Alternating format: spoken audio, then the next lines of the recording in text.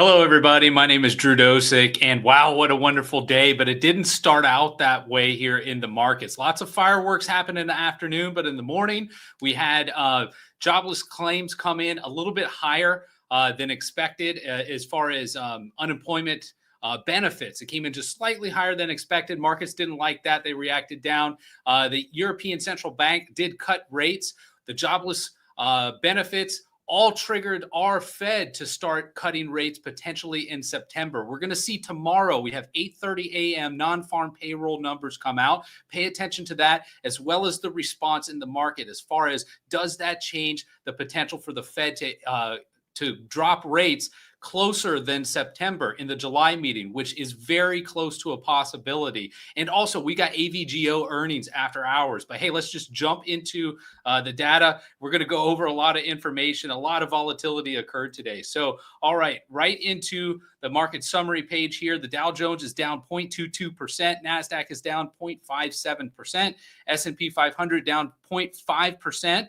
U.S. oil did push up a little higher, now up almost 1%. Gold retreated 0.5%, and Bitcoin is under pressure. There's a major pattern that's developed there on Bitcoin. Going to give you guys a heads up on that here in just a few moments. All right, so now into the broader heat map. We see here on the left-hand side of the screen, Microsoft had a decent day, Google as well. Meta basically flat, Oracle up 1.8%. Netflix keeps chugging along, up 1%. Palantir, big drop here on Palantir, down 7%. NVIDIA, Apple, both down around 1.2%. But look over here, guys. This is the main story of the day, which really all occurred in the afternoon. We're talking about Tesla. Tesla owner Elon Musk and Trump had a Twitter and Truth Social battle. And the result of it was what you see there on the screen, red on the screen. Now, we're going to get into the emotions of this and the technicals. This is going to be a great learning lesson for everybody today to understand technical analysis and stay true to that rather than the emotions. All right. So first up, though, let's jump into the SPX. We see here with this move today on this candle, this is a pretty large candle reversing gains that occurred yesterday and the day before. So this candle is not necessarily the best for continued forward momentum to the upside. So we'll see how this all translates and digests tomorrow, especially with the non-farm payrolls numbers, as again, released at 8:30 in the morning. To the upside, our resistance is basically there. We're right up against it, 6,011 on the SPX. On the bottom side, right around 5,800. Into the Qs. The Qs, too, with Tesla falling as much as they did, they were under pressure. Palantir and Tesla are really pulling down the Qs today. Other tech sector stocks, some of them did all right, but mainly those bigger players are pulling this index down. Now we flip over to the SMH. SMH, very similar occurrence, but not as much. It's not as big as a pull down right now. If we continue to move up, resistance at $260.05. But on the downside, I'm watching 232.37. That's really the line on the sand to determine if we stay with upward momentum or if we start moving down lower on the SMH. Into the IWM. IWM putting in a solid day today, albeit it's down only 0.02%. It's another consolidating move here after breaking out above this declining trend line. So all in all, still everything is good for the small cap stocks, particularly all the finance stocks there too. So watch this price action tomorrow. Let's see if we get a close over this green candle, the breakout candle that occurred on Tuesday. And then if we do get a close above there, that means the likelihood that we will move higher in the near to midterm increases. But that also presents a buy-in opportunities for any pullback down to the trend line. Keep in mind, these are all, it's a step process. First step, close above this green candle. Second step, buy right down here near the trend line. All right. Next up, Bitcoin. All right. Big news coming into Bitcoin today, guys. We've been talking about Bitcoin being bearish in the near to midterm for the past about week now, as we've had a bearish consolidation right here on the daily chart. We flip back over here to the daily chart. You see that bearish consolidation that I just mentioned. And then we also have right here, this trend line right here that you see, that's a very short one. That's the neckline of an head and shoulders pattern right here on the chart. Now, the measured move for that head and shoulders pattern comes all the way down to $94,000. That means this first area of support is vulnerable to be broken, followed by this next area of support at $97,500. This one, though, I'm very interested because I do think that there could be a lot of buyers right here and potentially even more buyers right here around $94,500. But initially, though, what should happen whenever you break these head and shoulders patterns, we have a drop down underneath the neckline and then usually a reversion back up to the neckline. So this area 102 may very well still hold and push up by the end of the day into tomorrow, potentially into the weekend. That all really depends on the sentiment of the market, and the non-farm payrolls will help guide us tomorrow as to what's going to happen. Into gold. Gold still putting in bullish consolidation. It has not yet confirmed above this parallel, but it has not retreated back inside the parallel. So there's really no play for us to do right here. Support's going to be right here on the top end of the parallel, right around $3,300. Resistance is going to be at the all-time highs, right around $3,500. Into silver. Look at this breakout, guys. Look at this. This is awesome stuff. And especially because we get to go through this Monday through Thursday, every single week, and going through these levels, it's like a step-by-step process. And as you can see, and if you rewind the clock, go back several days in YouTube and watch some of these earlier videos, I was talking about this potentially happening with silver, and boom, it's right there on the charts in full display, breaking out above the previous pivot high that we had at 34.86. Beautiful move right here. Now, again, with the confirmation, we want to see a confirming move above this candle. If that happens, this area at 34.86 becomes stronger support, creating more probabilities and increasing those probabilities for a move up there to $38.97. Into U.S. oil. U.S. oil, like I said, it was basically chopping around today, even though it was up about a 1%. That's the end result, is just sideways chop. We've got bullish consolidation, immature, albeit. So we'll see if we can push higher in the coming days. And we don't have to go that much higher. If we just close around $64.10, that will accomplish the confirmation move up above this trend line, which then increases probabilities for that move up to 68.69. And that's when you would want to jump in. Since we're so close to this trend line, you would want to jump in basically once we get confirmation, but understand price could come back down and test this trend line after confirmation. Then you could potentially split up your orders. One order here, another order here. And since it's so close, that won't make a big difference for a swing trade. Into Nat Gas. Nat Gas has been doing its best to fight to stay in this wedge pattern. Today, it is now falling back down to the downside after, notice the high end of this pivot today on this candle.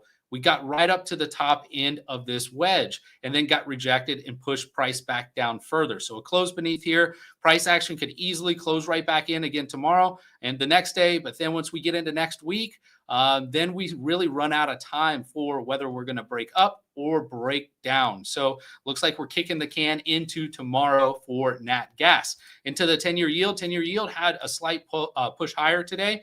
That's nothing really to write home about as far as changing the pattern for what's going on here on the chart with the 10-year yield. Main thing to watch there is this declining yellow trend line. If we get back above that area, then that will start presenting problems with interest rates moving much higher on the charts. Into AVGO. Now, AVGO's got earnings today after the bell, and I was hoping by the time I pulled it up, we would start seeing some movement, and we see it's just barely flickering around where price closed. We closed at 259.93, currently trading at 259.89. So we'll see if earnings comes out in a few moments. If it does, we'll see a lot of price action movement right there. But notice this bull flag pattern measured moves already happened. Next area resistance to the upside, should price excel on earnings, is right around $280.26. First area support is going to be right down here at 250. All right, guys, into the story of the day. So this afternoon, and really the past couple of days is really when it started.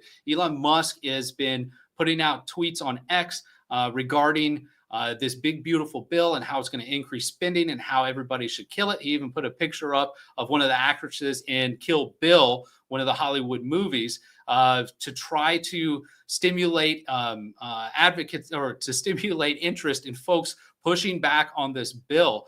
So he's clearly expressed his disgust with it, Elon Musk has, and then Trump started replying, and the words were fighting words back and forth, and it just became really nasty. And as you see here on the chart, this price action resulted from it. Now, when this happens, when this was going on, I actually was starting to get excited because this move down was purely based on emotions. And if you just keep a clear head and understand that, you know what, nothing has changed about this company because these two individuals are disagreeing. Now, these two individuals are some of the most powerful people in this country, and one can argue the world.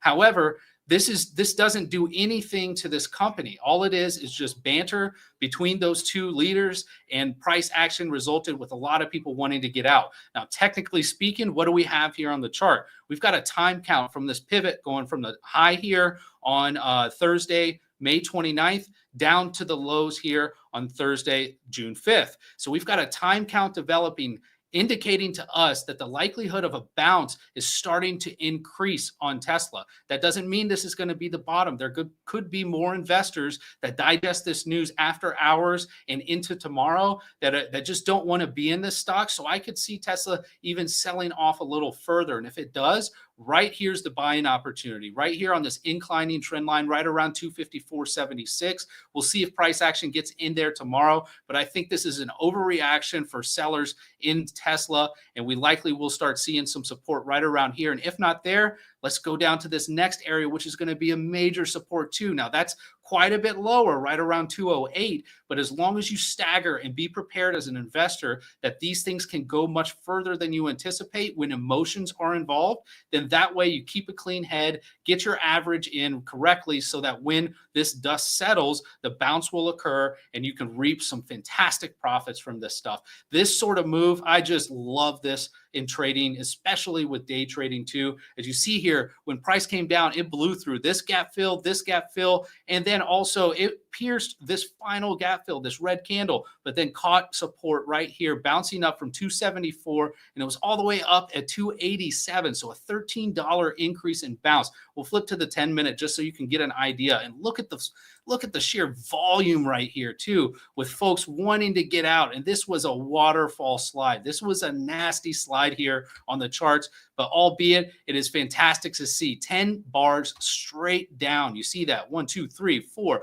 5, 6, 7, 8, 9, 10 bars straight down, and then received a bounce all the way up here, even higher than what I said. It was at 288. So that bounce just from the lows right there is a good 5.5% on the stock of Tesla. Incredible action. And that really what drove a lot of price lower on the other indices. You know, when you have such big movement in one stock like this, one that has a large market cap, that can start pulling down prices in the S&P 500, which is why the S&P 500 was down 0.5% like we saw earlier today. Into Microsoft, into a stock that had a great day. It had another all-time high. You can see over here, we had a high pivot, 468.35, highlighted that resistance area right here. Price action pierced above it during trading hours today. Intraday, you can see we came up, got rejected, and then went up again, poked above for about an hour, then sold off, then made another attempt before the end of the day, all while this was going on and Microsoft was continuing trying to push above and close at new all-time highs. We had that huge Tesla sell-off going on. So that still says there's a lot of individuals that are interested in Microsoft to continue to go higher. I think that's incredible considering the extended move that it's already on. This stock needs to cool off and come back down if you want it to eventually go higher. Otherwise, we're going to be looking at a pretty significant fall off after investors really start taking profit from this tremendous move up. Should we continue higher? Right up here is where I'm targeting for a short at 484.41. Support area down here at 441. That would imply a drop roughly around $40. Should it tag that area and pull back down to the parallel, which is a pretty big high probability. All right, into Google. Now, Google, completely different chart than what we see here on Microsoft. Microsoft, brand new all-time highs. Google, not anywhere close to their all-time highs. And notice here, too, price action came today trying to get back into this parallel channel. And if you recall, I mentioned this the other day on Monday that we never confirmed into this parallel channel. So Google really has been struggling to push higher on the chart, as is evident today also. So what I would be doing is absolutely nothing with Google right now. Google looks like it could break up, but it also looks like it's struggling to do so and could potentially start faltering, especially if the bigger markets start pulling back too. And also keep in mind, guys, we do have a new cycle date coming up on June 15th. So that June 15th cycle date will have a lot of positive and also a lot of negative sentiment with it. So what I expect is a lot of chop action, and not necessarily the current cycle that we're in right now, which is more neutral to slightly bullish. This cycle should be big heavyweights battling up and down and up and down. And eventually at the end of a heavyweight battle, there will be a winner. So I don't know which direction that will go. We're going to have to let the charts help us, guide us, tell us where the probabilities lie for the move. So back into Google right now, I really wouldn't be doing anything. If you want to, at the very earliest, the buying area would be right here on this trend line, currently around 165.06. Major support's going to be down here around 146, under the $150 area. But there could be some stops along the way, right around gap fills, if price on Google continues lower. Into Palantir, you can see here, Palantir is starting to finally crack. Now, it's almost about time, because this chart also was kind of like Microsoft with its incredible move up, where it's just moved here from $65 all the way over $130, basically almost 100% increase. So if I go back on the charts of Palantir, you see here from this pivot high back in January of 2021, all I had to do was string that over to the most recent high pivot, which is here, occurred in February of this year, and then continued that trend line on. And you can see that price never got above and confirmed above that trend line. Now, this other trend line I drew just to gauge where price could go after creating this pivot, and then look at how wonderful technical analysis works. Price here just the other day on Tuesday went exactly up to this trend line before reversing back down on Palantir. Now, the next major area of support is going to be at 108.86. Now, should that area break, this next area on the top end of the parallel at 97.64, that zone right there should be a great area to accumulate some Palantir for further upward momentum, especially with all the government contracts that they have secured. Into FSLR. FSLR is now on breakout watch. And if you go back here further on the chart, you can see we're well off the most recent high area right here at from 2024, that is, because if you go back further, there really isn't anything to go off of further back on the charts. But this high pivot that we have in June of 24 has allowed us to create this declining trend line where we see price attempted to break above on this occasion right here in May 13th, and it never confirmed with a breakout above. So now the test is, can we confirm this breakout? Notice the difference between the breakouts also. When this stock price broke out of this trend line, look how high it went. This also creates a larger difficulty for price to confirm. Since price moves so far above the trend line, it's going to have to move even higher to confirm, and it didn't do that. So when it didn't confirm, we were vulnerable for a breakdown underneath this trend line, which definitely occurred. Now we got support right here off of this trend line from pivot to pivot. Price came, tagged it perfectly, and pushed higher. Now we've moved higher. Now we need to confirm higher. Once we confirm higher, then this trend line becomes support, and next resistance will be up here at 189.22. All right, man, guys, I am so excited to trade tomorrow. I'm sure there still should be some fireworks. Again, I know I've already said it twice, but here I'm going to say it the third time. Non-farm payrolls come out tomorrow for job reports for the previous month of May. So we need to follow that. That will help guide us for price action moving forward. We don't have a trade in close tomorrow. I'm going to be back on Monday. Thank you guys for tuning in. I'm going to see you guys on the charts then and get you some new trade setups. All right, have a great weekend.